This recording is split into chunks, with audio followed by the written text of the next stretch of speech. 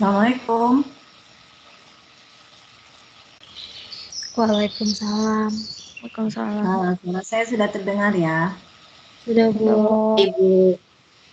Saya share screen kelihatan? Kelihatan, Bu. Kelihatan, Bu. Oke. ini tadi gitu ya tulisannya apa ya.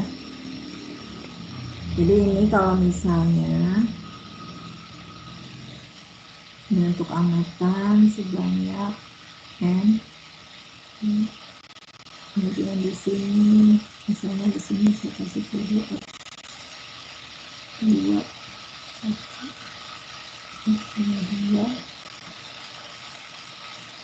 2 ini misalnya perubahannya sebanyak p misalnya p2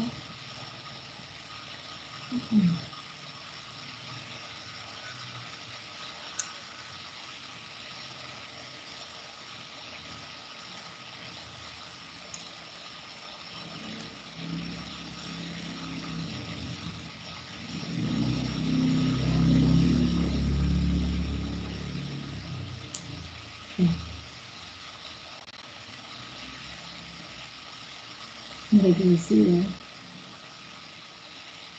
regresi linier.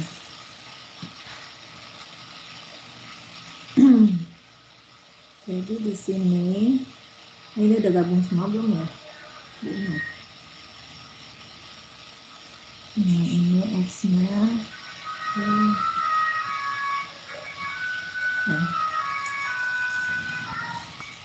itu masih 26 ya.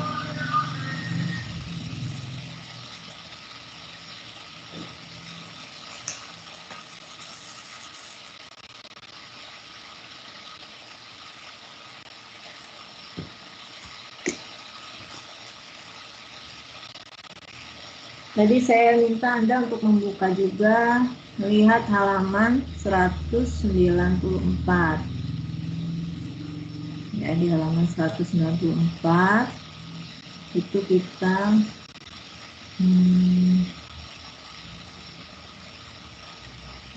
membahas ya, topik yang dibahas adalah lancop ya, desain eksperimen, perencanaan percobaan, di mana pada desain eksperimen model linier ya dia menggunakan model linier juga, namun matriks X-nya itu merupakan matriks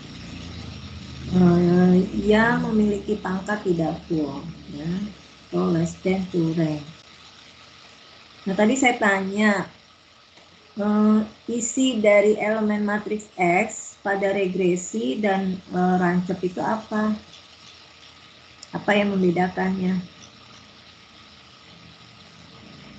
Bentar.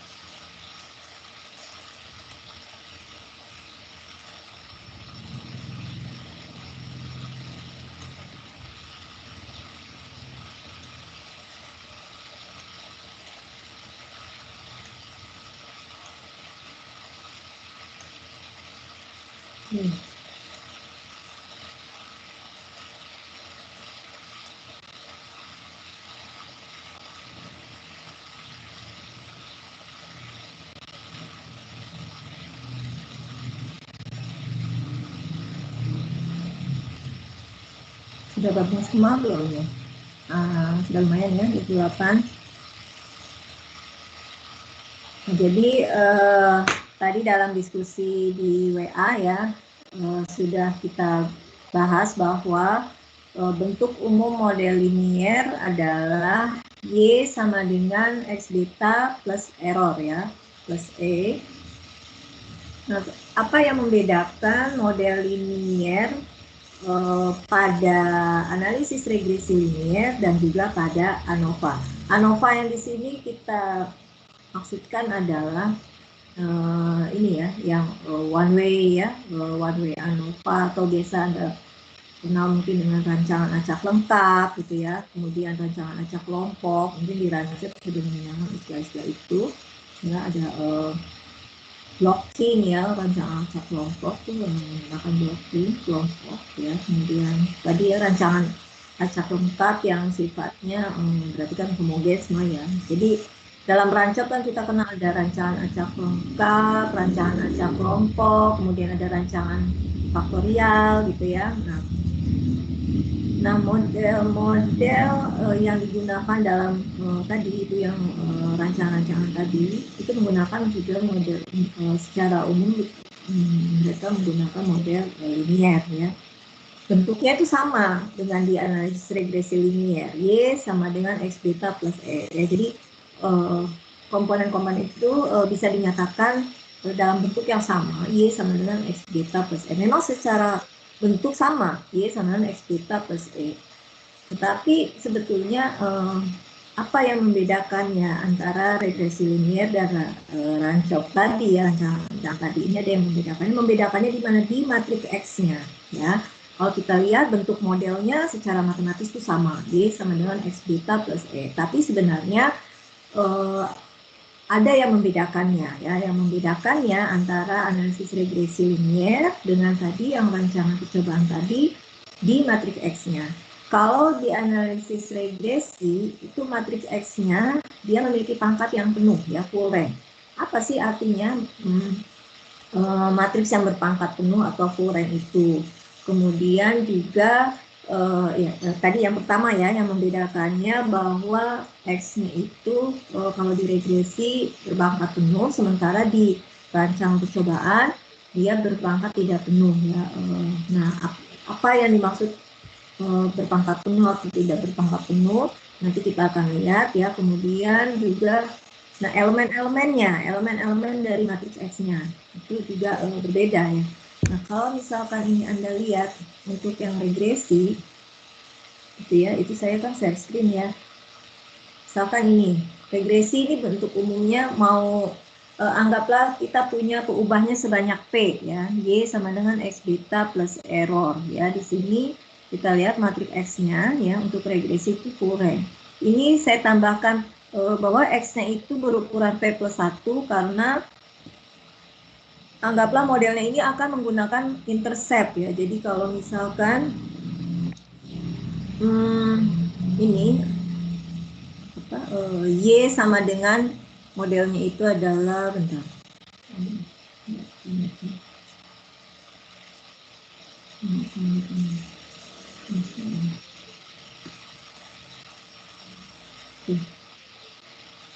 Enggak mau saya tulis di sini. Ya, oke lah ya. Jadi ini kalau misalnya Y sama dengan X beta plus E, di sini ada tambahan komponen plus 1, ini artinya model regresi tersebut adalah menggunakan intercept ya. Misalkan kita punya peubahnya sebanyak 2 ya, X1 dan X2. Ya berarti kita di sini nih sampai sini aja ya. Nah, kolom pertamanya itu kita beri 1, 1, 1 semua karena nantinya di sini akan mewakili intercept ya. Yang satu ini untuk D0-nya ya. Ini untuk beta 0, di sini nanti untuk beta 1, di sini untuk beta 2 ya. Nah, kalau di ANOVA ya, bentar ya. Dan kemudian nih elemen-elemennya kita lihat di sini untuk yang regresi, di sini ditulis X11 kecil ya, ada X12, ini X21. Ini adalah nilai-nilai ya. Ya, ya nilai suatu bilangan lah ya, di sini X11 nilai amatan ya, nilai amatan X12, di sini juga X21. Nah, sebagai contoh kalau misalkan kita lihat di tadi saya minta lihat halaman berapa, 82 ya, sudah sebutkan halamannya.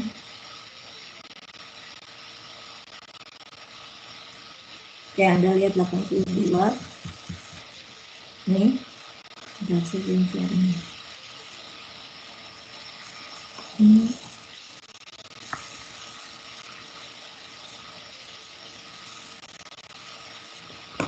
Nggak connect.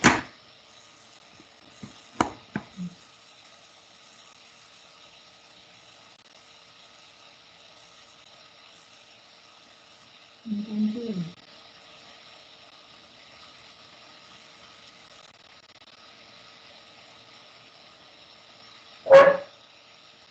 ya. Oke, ini sebagai contoh ilustrasi dari regresi ya. Dari regresi di sini kita punya 5 amatan ya, 5 objek ya. Ini amatan yang pertama, ini Y-nya 50, X1-nya 1 dan X2-nya 1. Jadi di sini N-nya banyaknya amatan itu sebanyak 5, kemudian banyaknya peubah sebanyak 2 ya. Nah, ini kalau kita tuliskan, anggaplah ini kita menggunakan persamaan regresi, analisis regresi linier ya. Jadi perlu diperhatikan bahwa yang menggunakan model linier ini adalah analisis regresi linier ya, perlu ditambahkan itu. Karena kalau cuma analisis regresi aja kan bisa analisis regresi logistik ya, analisis logistik linear, presenter itu nggak masuk di sini ya. Dan ini yang kita maksudkan di sini adalah analisis regresi linier ya, karena kita nanti akan menggunakan asumsinya Y-nya itu normal ya. Nah, kalau kita lihat jika kita menggunakan bentuk Y sama dengan karena perubahannya ada 2 ya, kita masukkan dan menggunakan intercept. Berarti untuk yang amatan pertama kita bisa tuliskan seperti ini, 50 sama dengan beta 0 plus ini X1-nya ya, kali 1 kali B1, ini 1 kali beta 2 plus jangan lupa ada errornya ya, di sini error yang pertama. Begitu juga untuk amatan yang kedua. Kita tuliskan di sini 40 sama dengan beta 0 ya, plus ini 5 beta 1 plus ini di sini 1 ya kali beta 2 plus error yang kedua dan sebagainya dan seterusnya saya. Nah, ini kalau kita tuliskan ya, ini bisa kita nyatakan dalam bentuk seperti ini, Y sama dengan X beta plus error. Nah, ini bentuk model linier ya, bentuk umum model linier, di mana Y-nya itu anggotanya ini ya, 50, 40, 52, 47, 65. Kemudian matriks X-nya itu ini nih, yang tadi yang saya maksud ya. Nah, di sini kalau kita X dikalikan beta 0, kita akan memperoleh persamaan ini, kan? X beta 0, di sini vektor beta isinya beta 0, beta 1 dan beta 2. Nah, kita konsen ke matriks X-nya ya. Matriks X-nya kalau kita lihat berisi apa? Ini matriks X-nya kan berukuran N kali N-nya itu 5 ya, 5 kali 3 ya, padahal banyaknya perubahan kan 2, ini perubahan pertama di kolom kedua, ini perubahan yang kedua ada di kolom ketiga. Kolom ke-1-nya diisi oleh intercept ya, dengan nilainya 1 semua. Nah, kalau kita lihat matriks X-nya isinya adalah values ya, values atau amatan dari data ya, nih kan 15 ya, ini. Nah, sekarang oke, sampai sini dulu bisa dilihat ya, bisa lanjut ya. Ukuran X-nya adalah 5 kali 3 ya. Nah, banyaknya kolom itu 3. Nah, suatu matriks ya, apabila matriks tersebut memiliki rank atau pangkat sebesar banyaknya kolom ya, artinya kalau di sini banyaknya kolom 3, berarti ini ranking dari X ini, apabila ranking atau peringkat dari X ini sama dengan 3, sama dengan banyaknya kolom, maka X itu dikatakan memiliki pangkat yang full, ya, berpangkat penuh. Jadi besarnya pangkat itu sama dengan banyaknya kolom, itu disebut dengan full rank. Nah, nanti Anda cek lagi, apa sih yang disebut peringkat atau rank itu, bagaimana cara menentukan rank dari suatu matriks. Ya. Ini nanti berkaitan dengan masalah kebebasan ya, nanti bisa Anda lihat kembali konsep rank dari suatu matriks X. Jadi ini Anda nanti silakan cek bahwa rank dari matriks X ini adalah sama dengan 3 ya. Artinya persis sama dengan banyaknya kolom ya. Dengan demikian X ini dikatakan full rank ya, matriks X ini dikatakan full rank. Nah, sekarang Anda lihat halaman, tadi saya minta Anda lihat halaman 100.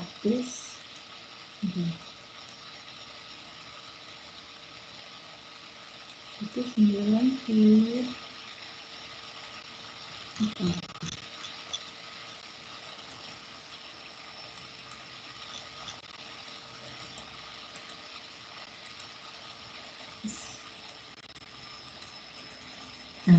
ya.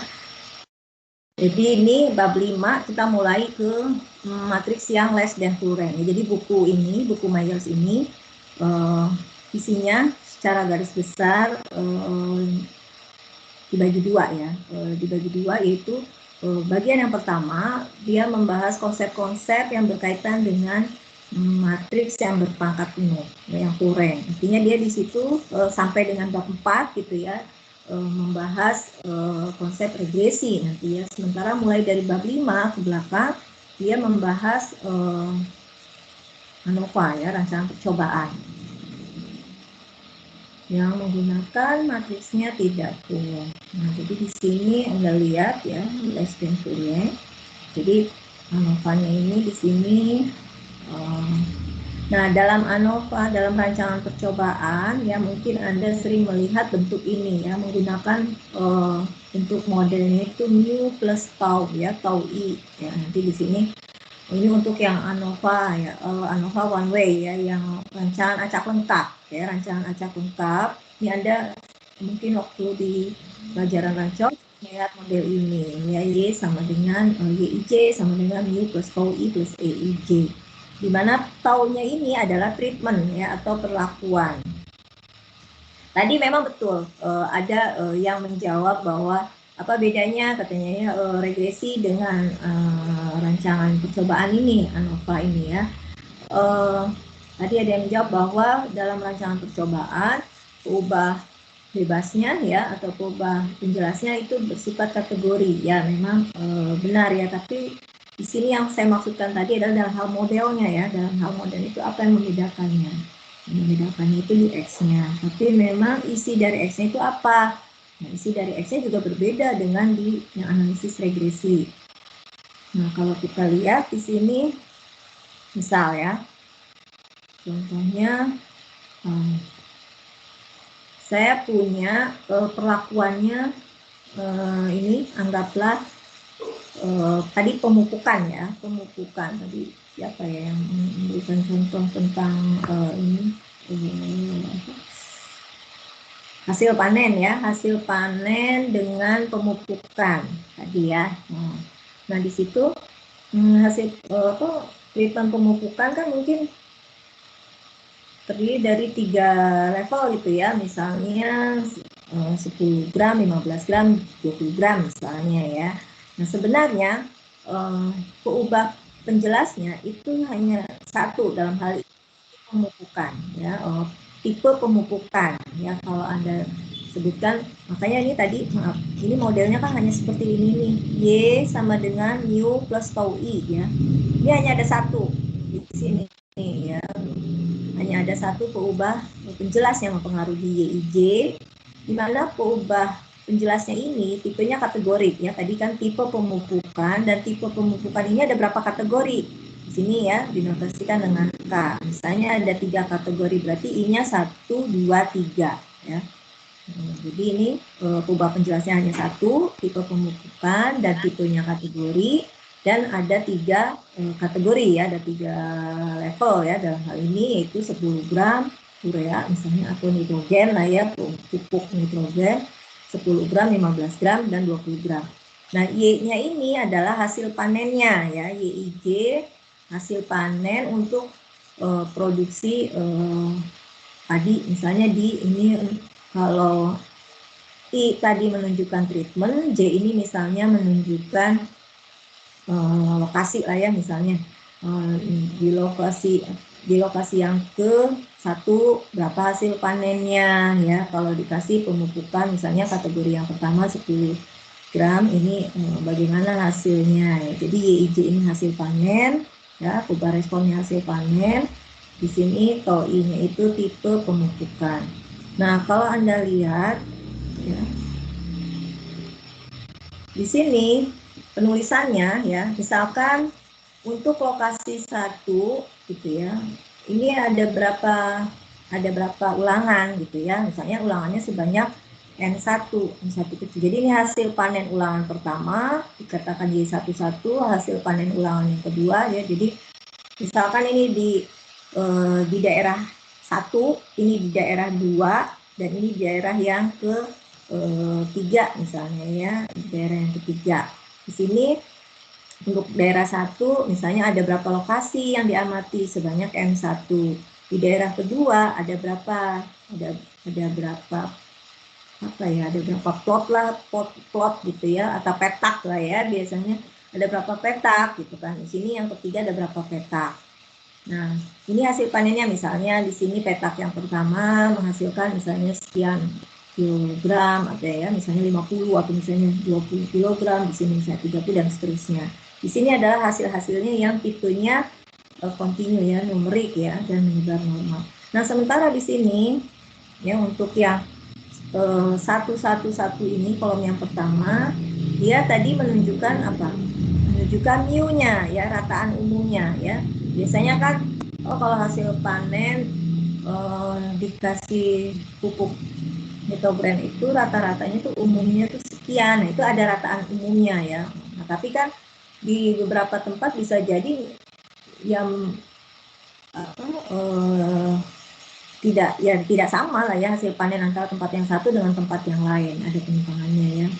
Nah, misalkan ini secara umum rata-ratanya adalah mu ya, di sini kasih nilai 1 semua. Kalau di regresi ini beta 0 lah ya, beta 0 itu menunjukkan rata-rata umum ya. Di sini lambangnya mu, di sini 1 semua di kolom 1. Nah, sementara itu lihat untuk di sini yang maaf tadi kok saya ngomongnya ini petak ya, perlakuan, ini perlakuan 1, perlakuan 2, dan ini perlakuan 3 ya. Jadi ini untuk perlakuan 1 ya, untuk yang di sini ini ya, yang atas ini kita kasih nilai 111 ya. Nah, sementara untuk ini menunjukkan per 1 ya. Nah, ke bawahnya nilainya 0. Sementara untuk yang di sini, yang perlakuan kedua, nilai 1-1-nya itu di sini. Nah, ini nanti kalau Anda kalikan ya akan menghasilkan Y11 misalnya ditambah mu plus cos 1 plus E ya. Kemudian untuk yang hasil yang di sini yang mendapatkan perlakuan yang ketiga ya. Jadi nilai 1-1-nya di sini di bawah. Sampai sini bisa dipahami nggak? Sini bawahnya ada contoh nggak ya misalnya? Oke. Ini misalnya contoh di sini ada kalau mu-nya sama dengan 2, kemudian cos 1-nya 8, cos 2-nya 10. Ini nanti bisa Anda lihat sendiri lah, ini contoh-contohnya ya. Jadi yang membedakan tadi matriks X-nya dengan yang regresi ya. Untuk matriks X di rancangan percobaan ya khususnya di sini dulu ya, untuk yang ANOVA yang satu arah ya, untuk yang rancangan acak lengkap, di mana tadi hanya ada satu peubah penjelas dengan kategorinya sebanyak I, jadi ya kategori dinotasikan dengan di sini I kan, ya ini I, kategorinya sebanyak K, sorry, ya jadi ini kategorinya sebanyak K. Nah isinya adalah seperti ini. Nah, artinya apa? Di sini yang di X, di rancangan acak lengkap, isinya itu hanya 1 dan 0 saja. Ya, matriks X-nya isinya itu adalah 1 dan 0. Ya. Sementara tadi di regresi, isi dari matriks X-nya itu adalah nilai-nilai amatan atau values. Ya. Jadi itu yang membedakannya. Matriks X di regresi isinya values atau nilai-nilai amatan. Sementara matriks X pada rancangan acak lengkap ini ya, untuk karena rancak itu macam-macam ya. Ini kebetulan kita bahasnya yang rancangan acak lengkap ya. Kalau RAP blok nanti lain lagi matriks X-nya. Nah, tapi prinsipnya sama. Isinya itu hanya 1, 1, 1 dan 0, 0 ya. Jadi elemen matriks X isinya hanya 1 atau 0. Nah, matriks X di sini yang isinya tadi 1, 0, 1, 0 itu, ini kalau di beberapa buku membedakan ya istilahnya bahwa X di sini namanya insiden matriks, ya, matriks insiden. Sementara matriks X yang diregresi itu sering disebutnya dengan desain matriks atau matriks rancangan. Nah, tapi ada juga yang buku yang tidak membedakan pengertian tersebut. Jadi si X itu kedua-duanya disebut dengan desain matriks aja, matriks rancangan. Baik itu yang diregresi maupun yang di rancok itu menggunakan istilahnya sama, desain matriks. matrik rancangan. Tapi ada juga yang membedakannya, bahwa yang di regresi itu namanya desain matrik rancangan, tapi yang di X ini, yang di Rancop ini namanya insiden matrik atau matrik insiden, di mana matrik insiden ini adalah matrik yang isinya atau elemennya adalah 1, 0, 1, 0 seperti ini.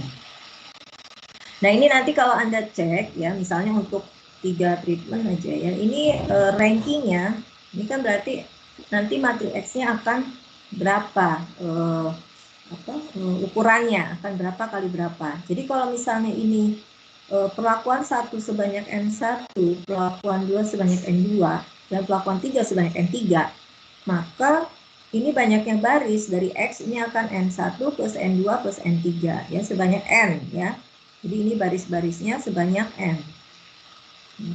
Kemudian banyaknya peubahnya ini, banyaknya kolomnya berapa?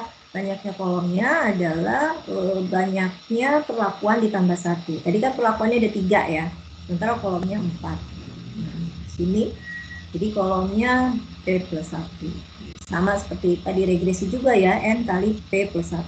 Tapi kalau Anda lihat di sini rankingnya, ya, ini rankingnya tidak full, tidak sama dengan 4. Ya.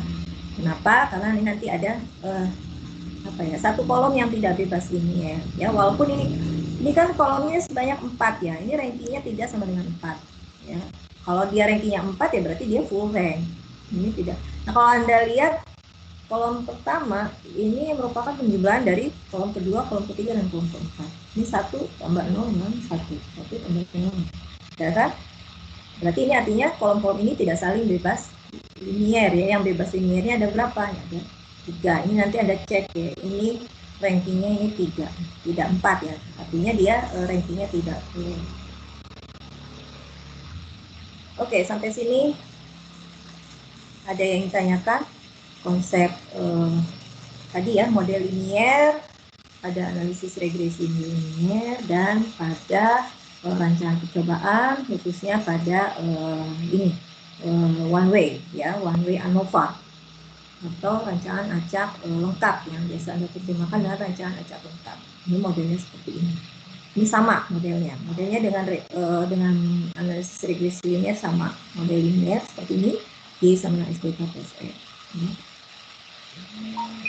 Sampai sini sudah jelas kah?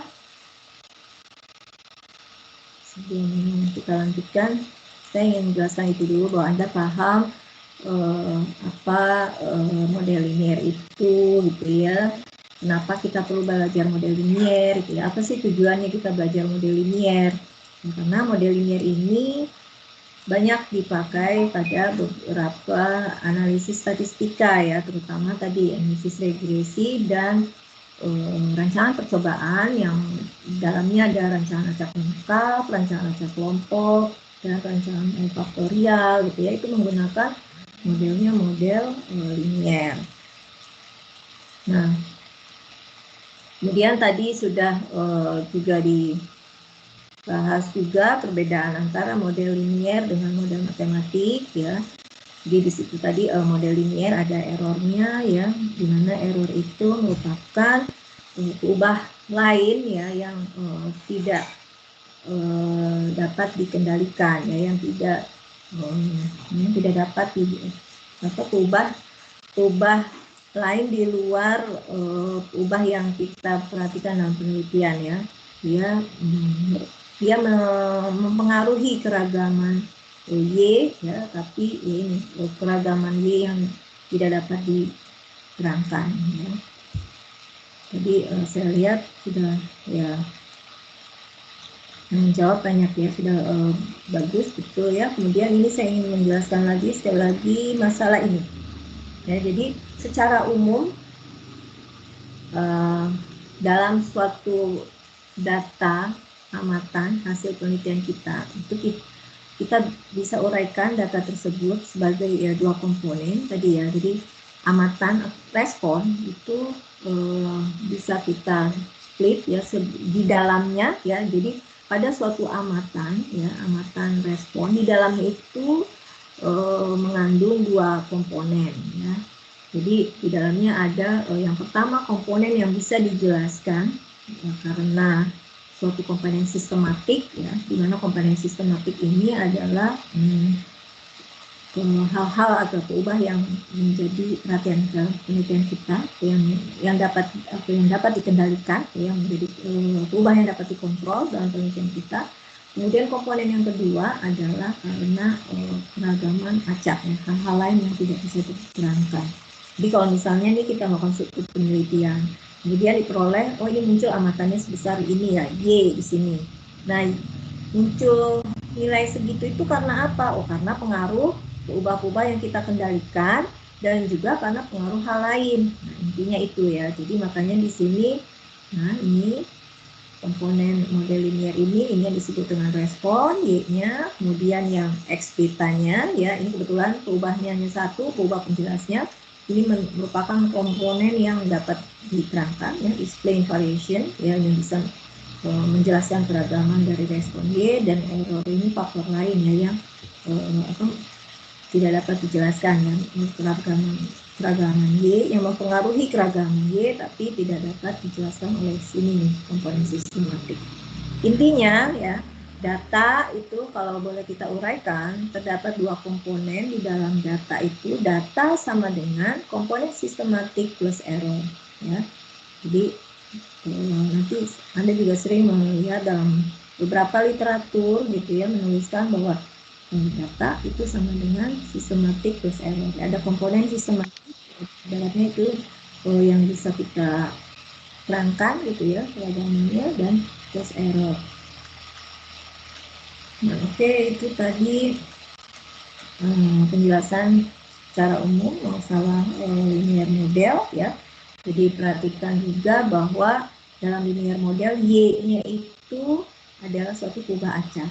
Nah, apa sih yang namanya perubahan acak itu? Perubahan acak itu kan adalah suatu fungsi yang menetapkan nilai-nilai di daerah asal, domain asal, gitu ke nilai-nilai bilangan real, itu suatu bilangan real, dan random variabel itu memiliki sebaran peluang. Ya. Sementara di yang komponen X-nya itu bukan random variabel, ya. Dia fix ya, sifatnya tetap ya. Jadi juga perlu diperhatikan dalam model linear, Y sama dengan X beta plus E plus error, si X-nya itu variabel ya. Sementara Y-nya itu random variabel ya. Nah, kalau random variabel berarti Y-nya itu punya sebaran peluang. Sementara si X-nya ini kita asumsikan fix ya.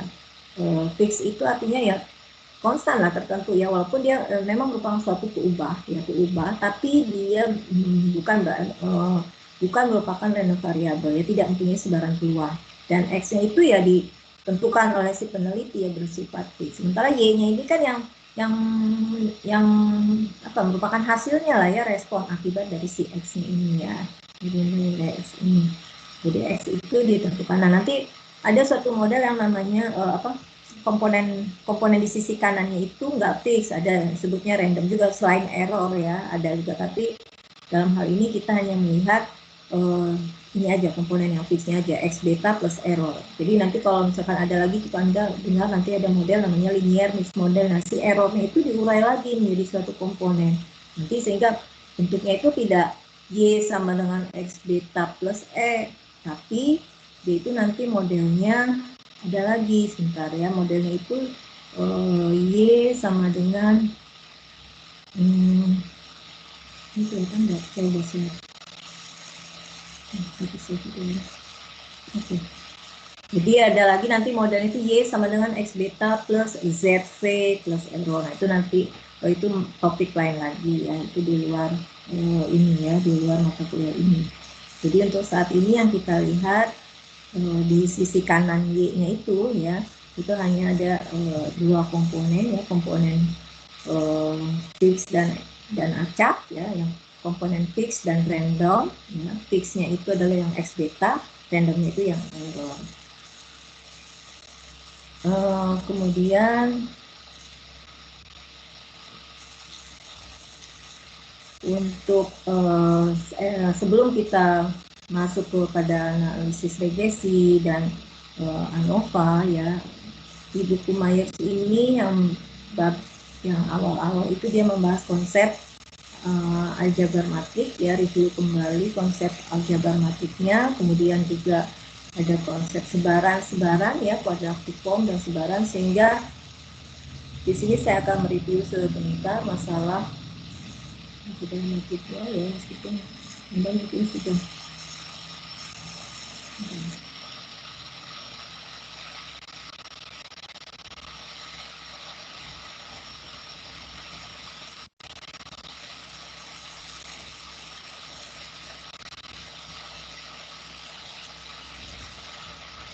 terlihat saya share screen.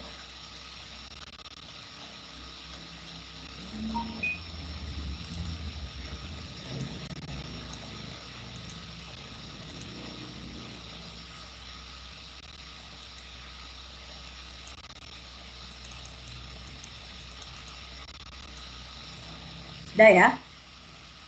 Halo? Sudah, Ibu. Udah, Bu. Sudah?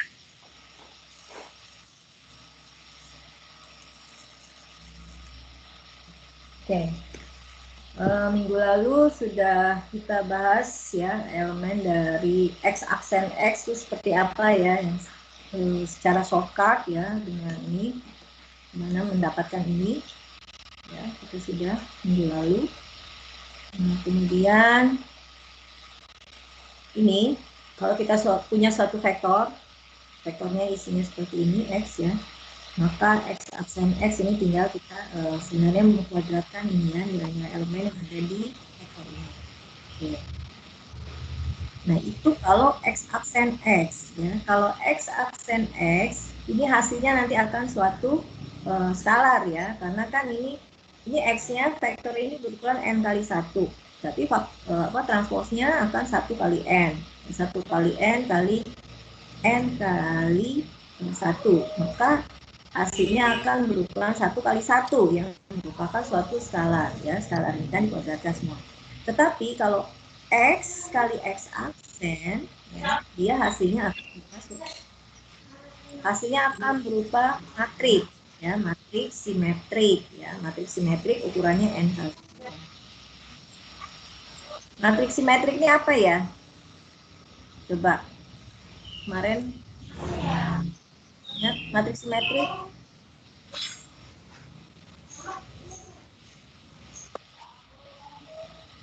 ada yang ingat matrik simetrik itu apa? Nih, kalau saya punya suatu vektor, ya misalnya ini isinya itu 1, 2, 3, 4, 5 gitu ya. Di sini isi dari vektor X-nya. Nah, ini nanti ya kalau kita kalikan X dikalikan X aksen, maka ini hasilnya akan matriks simetrik. Matriks simetrik itu apa ya?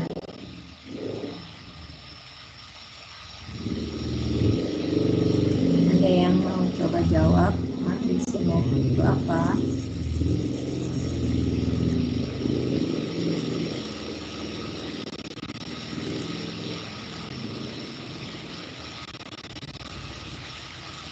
Hana ada nggak, Hana? Ada, Bu.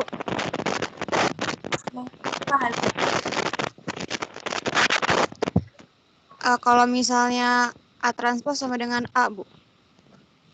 Oke. Hana, R-nya jalan nggak? Jalan, Bu, tapi belum dibuka. Bentar. Oh, belum dibuka. Oke. Iya. Sekarang semuanya buka R-nya ya. Nanti jadi kalau saya tanya bisa langsung hitung gitu ya. Oke, saya lanjut dulu. Yang lain juga semua buka R-nya ya, biar nanti kalau saya tanya bisa langsung hitung. Saya lanjutkan dulu. Yang berikutnya di sini session yang 1.3 ini membahas tentang inverse matrix. Ya. Ini kenapa dibahas inverse gitu ya, karena ini konsep inverse juga nanti akan sangat banyak dipakai juga ya dalam statistika gitu ya. Kalau kita tahu kalau untuk identitas, kalau penjumlahan itu kan matriks 0 gitu ya, tapi kalau untuk perkalian ini adalah inverse ya. Jadi ini Anda lihat, kalau ini di sini di buku pakai simbol IP, ini artinya matriks diagonal identitas ya. Ini kalau ada I di sini identitas ya. Berukuran P kali P. Ya, di sini jadi di diagonal utama nilainya 1 semua. Ya, 1 semua dan ukurannya P kali P. Ya, di sini ada P. Nah, sekarang di sini dikenal ada namanya right identity, left identity, dan hanya identity aja. Apa sih yang dimaksud dengan right identity, identitas kanan, kemudian ini left identity, identitas kiri, ini maksudnya apa? Kemudian hanya ditulis identitas saja, tidak ada right, tidak ada left-nya. Ini maksudnya apa? Nah, perhatikan untuk right identity, ya, yang matriks identitas di kanan, dia ini suatu matriks identitas ya yang ukurannya K kali K. Ini dari suatu matriks yang ukurannya N kali K. Jadi ini mempunyai barisnya N, kolomnya sebanyak K. Tapi K-nya ini nggak mesti harus sama dengan N. Beda dengan yang ketiga ya. Yang ketiga matriksnya ukurannya N kali N, artinya banyaknya baris sama dengan banyaknya kolom. Nah, yang disebut matriks right identity, identitas kanan, yang kalau kasusnya seperti ini. Jadi, suatu matriks X ya dikalikan dengan suatu matriks identitas berukuran K, ya, ini di sisi kanannya. Kemudian kalau menghasilkan hasilnya X lagi, itu ya sama, ini disebut dengan right identity. Kemudian kalau kasus yang kedua gitu ya, left identity. Jadi ini sama ya, dari suatu matriks X yang berukuran N kali K. Nah, identitasnya itu ada di kiri ya. Jadi suatu matriks identitas I, dia tentunya ukurannya harus menyesuaikan kan ya. Karena di sini X-nya berukuran N kali K, maka identitasnya di sini harus berukuran N kali N ya, agar bisa dikalikan gitu ya dengan matriks X-nya. Ini akan menghasilkan matriks X juga. Maka dia di sini dinamakan identitas kanan. Sementara itu kalau X-nya segi, ya artinya banyaknya baris sama dengan banyaknya kolom, N kali N. Ya. Ini matriks identitas ini mau disimpan di kiri, mau disimpan di kanan, dan kemudian hasilnya sama dengan X, yaitu disebut dengan matriks identitas. Ya. Jadi ini matriks identitas, tadi ada tipe-tipenya, ada identitas kiri, identitas kanan, ya, dan hanya identitas saja. Ya, nanti ini Anda bisa berikan contohnya, misalnya apa ya, saya ini nggak bisa searching lagi. Oke, nanti lah ya, nanti Oke, itu tadi inverse ya, jadi ini kondisinya seperti ini ya. Jika X adalah matriks berukuran K kali K ya. Nah, ini artinya banyaknya baris sama dengan banyaknya kolom ya. Ini matriks segi namanya square matrix ya.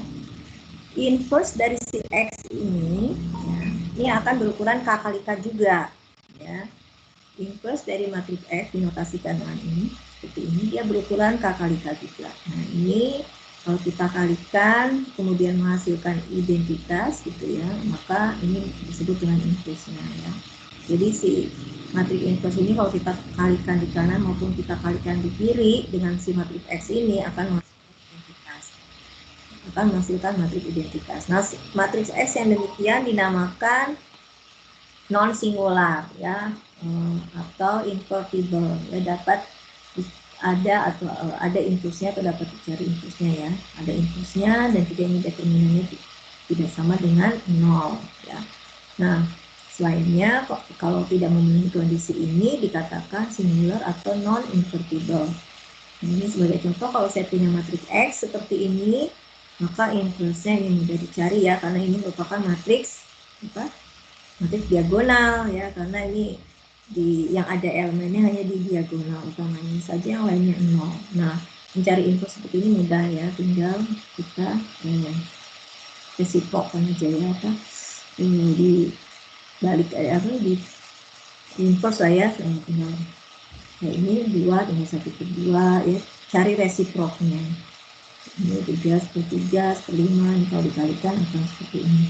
Nah, sekarang perhatikan untuk ini matriks X yang berukuran ini tidak segi ya, banyaknya baris. Oh, ini masih ini masih banyaknya baris sama banyaknya kolom.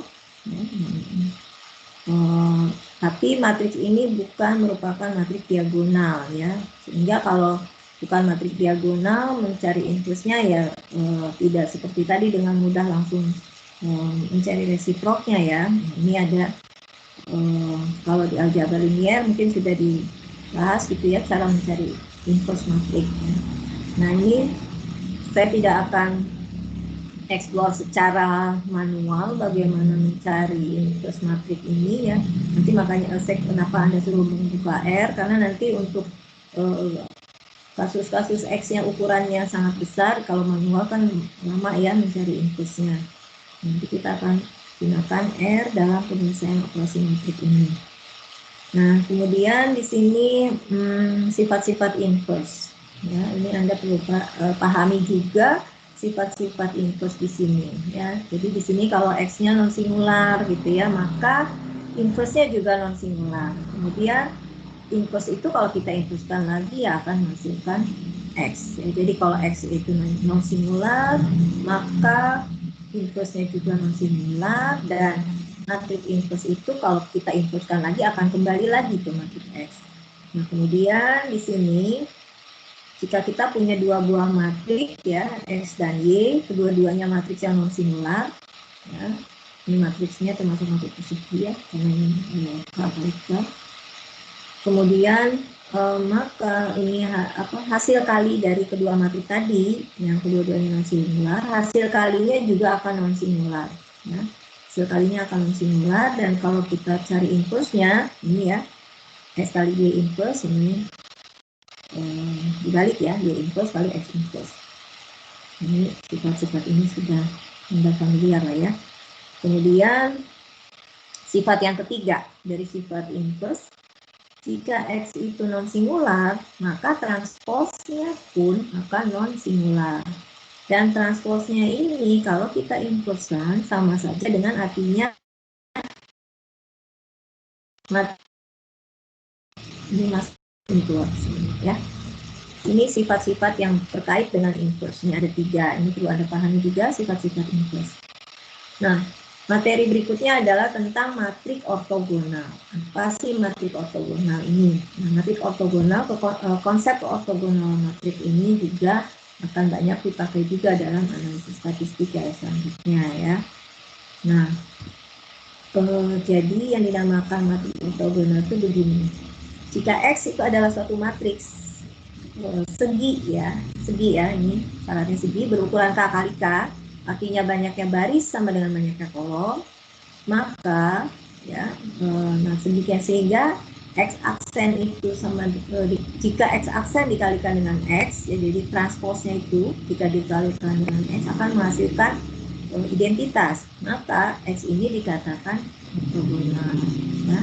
Jadi suatu matriks X, matriks segi, banyaknya baris sama banyaknya kolom ya, kemudian terpenuhi kondisi X aksen dikalikan X itu akan menghasilkan matriks identitas, maka si X ini dinamakan matriks ortogonal. Nah, perhatikan, karena kondisi ini X aksen X sama dengan identitas, artinya apa? Artinya di sini X aksen ini ya, X aksen di sini merupakan X inverse-nya dari merupakan inverse dari X ya, karena kan ini tadi transpose ya, transpose dari X dikalikan X sama dengan identitas. Nah, tadi dari konsep yang sebelumnya bahwa yang disebut hasil kali dari dua buah matriks akan menghasilkan identitas kalau di sini dikalikan dengan inverse-nya kan. Dengan demikian di sini artinya transpose dari X ini adalah sama dengan X inverse-nya ya. Jadi di sini ada kalimat nih, ada beberapa implikasi, katanya ada 2 implikasi. Implikasi yang pertama adalah bahwa setiap matriks ortogonal itu merupakan matriks segi. Ya, ini tadi kan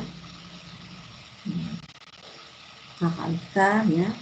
Dan juga X aksen kali X itu kan kondisinya sama dengan identitas. Ya, artinya apa? Artinya di sini ya, yang X transpose ini adalah sama dengan X inverse ya, karena ini kan X aksen dikalikan X katanya harus sama dengan identitas ya, artinya apa ya? Artinya transpose di sini sama aja dengan inverse-nya dari X ya. Nah, jadi perhatikan itu kondisi suatu matrik dikatakan matrik ortogonal, yaitu kalau ini X inverse sama dengan X transpose ya, jadi inverse-nya sama dengan transpose-nya. Nah, itu merupakan matrik X dikatakan matrik ortogonal.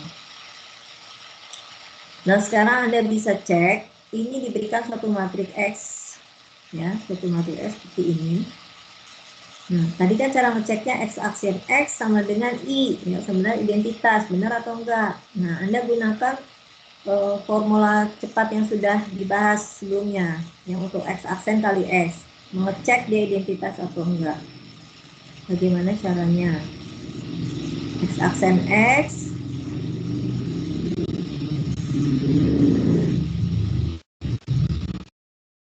semuanya ini yang saya minta Malik atau siapa ya yang.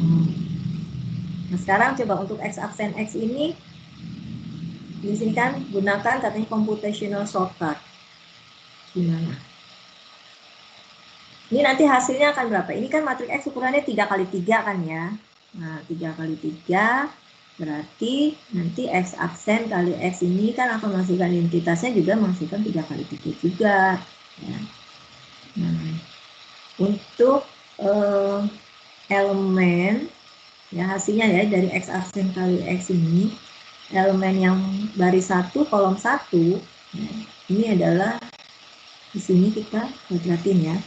Kita ambil dulu untuk diagonal utamanya ya. Matriks identitas kan diagonal utamanya kan semuanya nilainya 1 semua kan. Kalau dia ukuran 3x3 berarti elemen baris 1 kolom 1 isinya 1, elemen baris 2 kolom 2 isinya juga 1, elemen baris 3 kolom 3 juga isinya 1 ya.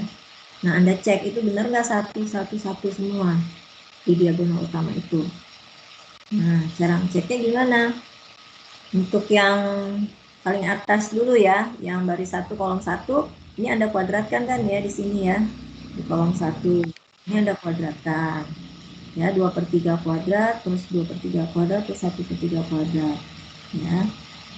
Ini dapat berapa ini? 2 kuadrat, 4, 48, ini 9 ya. Di bawahnya kan 3 kuadrat sebenarnya jadi 1 ya. Kemudian untuk baris 2 kolom 2 ya, di diagonal utama ini kuadratin ini. Kolom kedua ini juga dikuadratin yang kolom ketiga. Ini hasilnya, sehingga karena X aksen kali X sama dengan matriks identitas, maka ini matriks X ini merupakan matriks ortogonal. Oke ya. Jadi cara menunjukkan suatu matriks itu matriks ortogonal atau bukan ya, Anda cek hasil perkalian X aksen X sama dengan matriks identitas atau bukan, nah itu. Atau bisa juga dicek dengan mengecek ini inverse-nya sama dengan transpose-nya enggak. Ini Anda cari transpose-nya, Anda cari juga inverse-nya. Nah, kalau sama ya berarti matriks X ini kita namakan matriks ortogonal. Ini karena tadi ini konsepnya nih, matriks ortogonal X inverse sama dengan X transpose. Oke, itu tadi yang matriks. Kemudian kalau vektor bagaimana?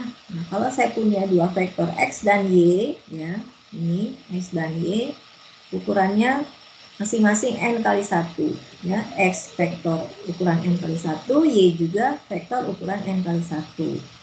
Nah, ini jika dikalikan X aksen, transposnya dari X ini dikalikan dengan Y, kemudian hasilnya sama dengan 0, maka kedua vektor ini dikatakan saling ortogonal. Ya, X dan Y ini dikatakan ortogonal. Ya, jadi ini hasil kalinya sama dengan 0 ya, hasil kali transpos X dengan Y sama dengan 0. Ini ortogonal. Ortogonal itu artinya apa? Kalau di dalam konsep geometri, gitu ya. Vektor, dua buah vektor dikatakan ortogonal apabila kedua vektor tersebut saling tegak lurus atau perpendicular. Ya.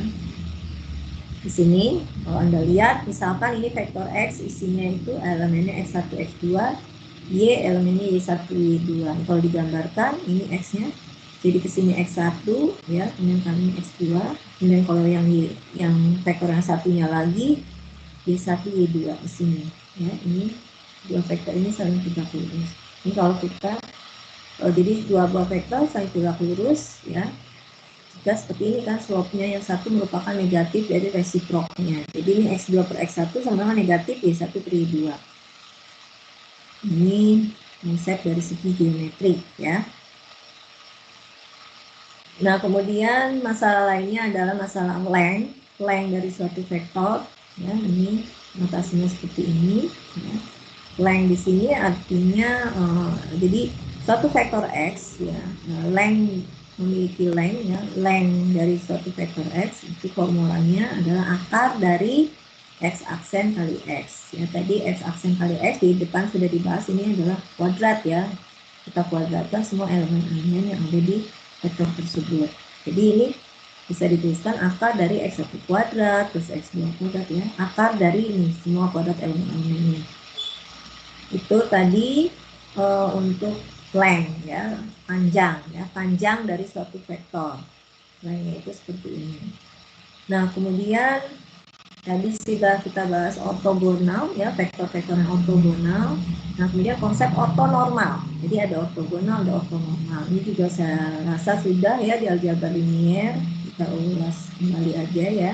Jadi ortonormal ini apa? Ya. Ortonormal ini harus memenuhi ya. Jadi suatu vektor dikatakan saling ortonormal kalau vektor-vektor tersebut saling ortogonal dan juga length itu sama dengan 1, yaitu disebut ortonormal. Jadi ini kalau misalkan saya punya ini sekumpulan vektor ya, ada vektornya sebanyak K ya, dimana masing-masing berukuran N kali 1. Jadi ini X1 ukurannya, vektor X1 ukurannya N kali 1, vektor X2 ukurannya N kali 1, dan juga ini vektor X yang ke K ukurannya juga N kali 1 ya, banyaknya barisnya N ya. Ini tapi vektor-vektor ini saling ortogonal gitu ya. Artinya kalau saling ortogonal tadi kalau kita kalikan X1 aksen kali X2 dia sama dengan 0. Kemudian X1 aksen kali X3 itu sama dengan 0. Itu saling ortogonal ya, saling tegak lurus. Selain itu juga length-nya itu sama dengan 1. Di sini ada unit length ya.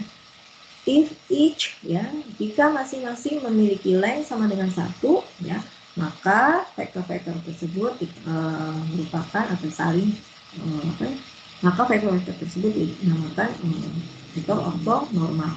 Jadi ortonormal itu di dalamnya mengandung sifat tegak lurus ya, dan juga lengthnya sama dengan 1. Nah, jadi matriks X ya, definisi lain untuk matriks X yang ortogonal ya, tadi selain dia itu merupakan matriks segi, banyaknya baris itu sama dengan banyaknya kolom ya, berukuran K kali K. Nah, si X ini, matriks X ini akan dikatakan ortogonal jika dan hanya jika kolom-kolom dari matriks tersebut merupakan vektor-vektor ortonormal. Artinya vektor tersebut saling tegak lurus ya, saling ortogonal, dan juga lengthnya sama dengan 1. Nah, kalau Anda lihat example 133 tadi ya, ini 133 matriks X tadi, kan tadi kita sudah buktikan dia matriksnya ortogonal ya, ini ya. X aksen kali X-nya kan sama dengan in plus kan. Nah, ini kalau Anda cek ini kolom-kolomnya ya, X aksen kali X ini akan hasilnya 0, kemudian lengthnya ini sama dengan 1. Length dari kolom 1, length dari kolom 2, length dari kolom 3, ini lengthnya sama dengan 1. Ini panjangnya sama dengan 1. Coba saya minta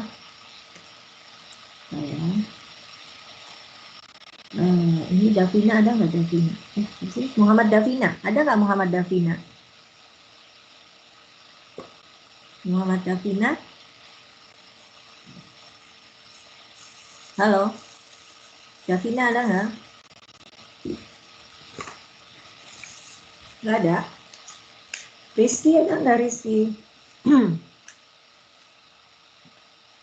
Iya, Bu. Halo Rizky? Rizky ada? Ada, Bu. Oke, Rizky. Rizky R-nya udah dinyalakan kan ya? Sudah, Bu.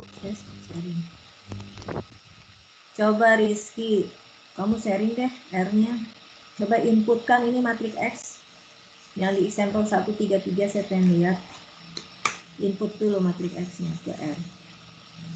Bentar, Bu.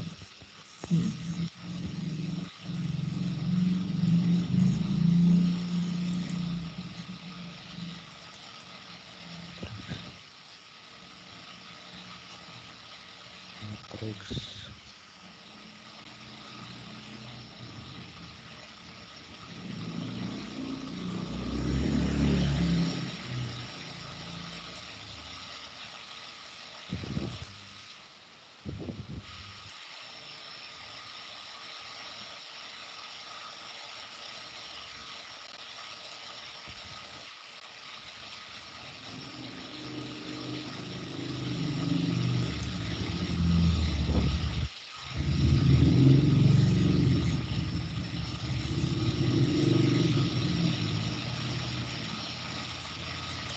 Matriks yang mana, Bu?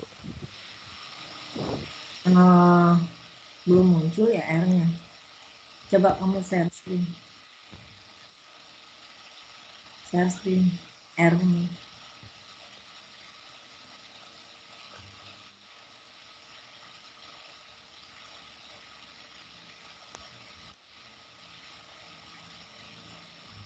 Ya, sudah diinputkan. Oke. Yang example 133 bisa nggak input? Belum, Bu. Belum saya input, Bu. Belum ya? Iya, Coba Bu. deh sekarang. Coba saya pengen lihat input sekarang. Nggak apa-apa, saya screen aja, saya pengen lihat. Oh, iya. Coba.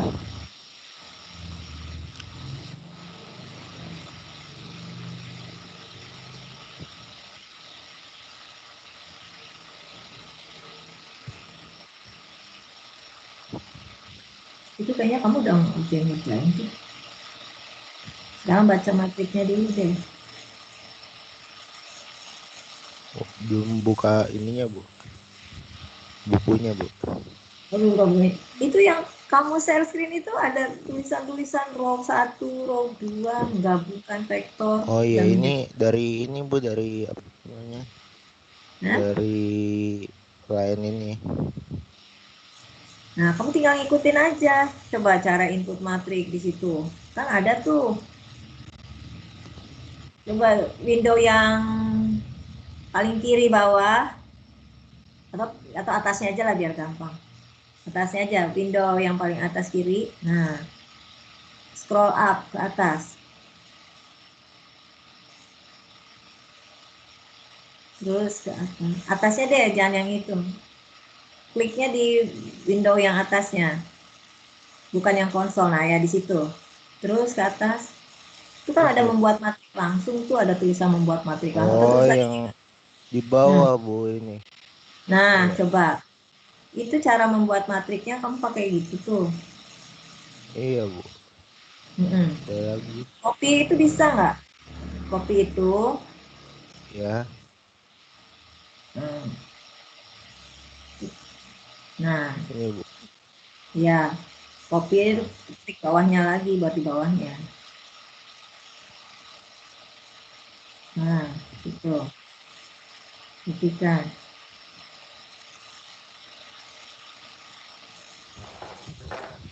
Udah tercopy tuh.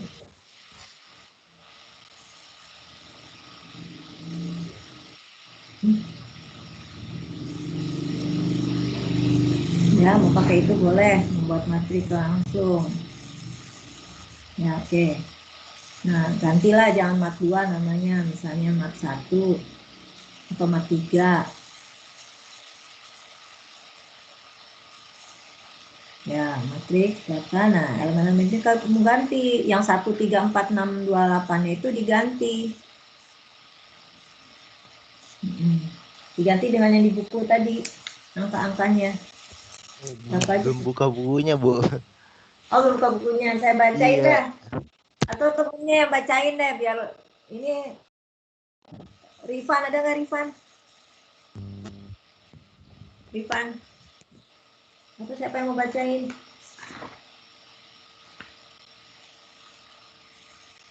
Kezia, ada Kezia? Ada, Bu. Nah, tolong bacain datanya. Bentar ya, Bu. Ini laptopnya lemot. Amanda.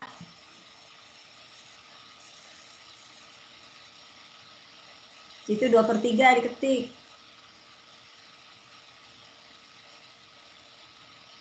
Yang pertama 2/3.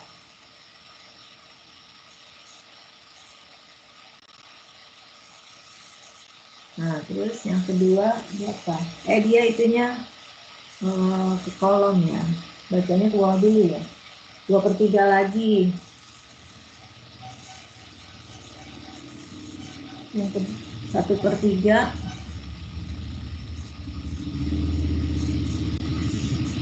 Terus minus 2/3.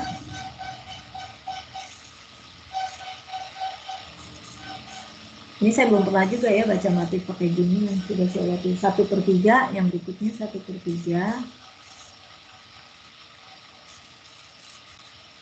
Kemudian 2/3.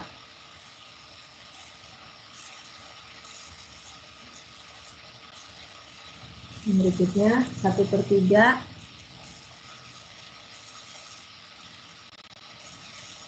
Ya, kemudian minus 2/3. Kemudian 2/3.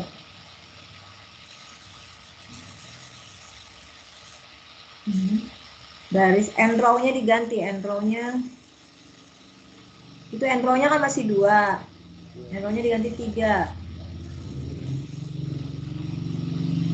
Oke, kemudian tambahin berarti itu row-nya, row 1, row 2, row 3. Oh, ini atasnya ada lagi sih ya. Bentar.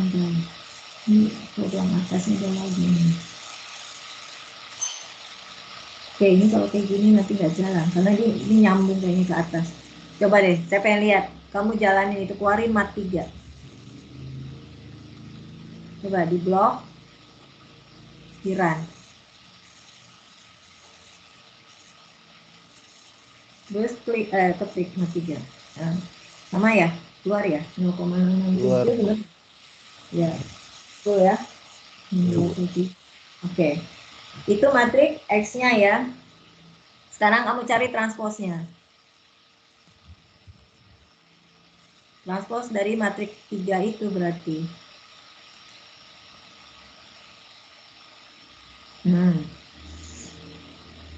Perintahnya apa mau mencari transpos? Ya, oke. Oke. Mat 3 ya, keluarkan. Oke. Nah, kemudian kalikan sekarang. Transpos 3 dikalikan dengan mat 3.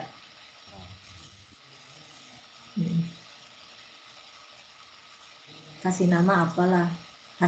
Misalnya hasil 1 misalnya, HSL1 misalnya. Transpos 3. Dan tadi X absen kali X, kita akan cek identitas atau enggak. Transpos 3 dikalikan dengan mat 3. Nah, perkalian matriks simbolnya pakai Bu, di bintang gini benar nggak, Bu? Coba ada yang tahu nggak? Temennya dong. Fania ada nggak, Fania? Fania. Iya, Bu. Bener, Bu. Coba saya yang tahu. Keluar nggak itu? Coba. Nah. Ini, Bu. Benar nggak? Tidak kan? Ya kali-kali lain itu. Perkalian matrik nggak pakai gitu, nggak pakai bintang. Ada yang tahu? Nada. Ada nggak nada?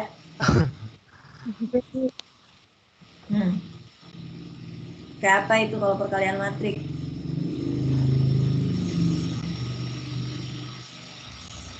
Ada yang tahu? Ibu, Ada yang bisa bantu?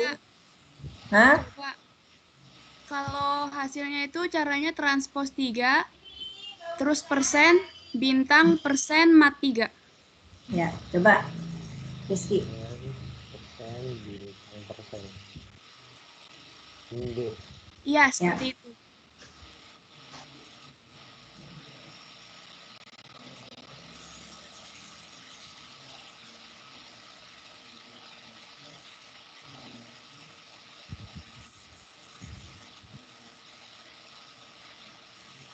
Nah, betul kan? Ya, berarti tadi yang matrik tadi betul ya, matrik ortogonal. Karena X absen kali X-nya itu hasilnya identitas. Ya. Oke, sekarang oke, terima kasih. Ini jam berapa? Jam 10 ya? Oke lah, udah jam 10. Nanti ini untuk nilai agent dan rank kita lanjutkan lagi ya. Nanti. Kalian ada kuliah lagi nggak di sini?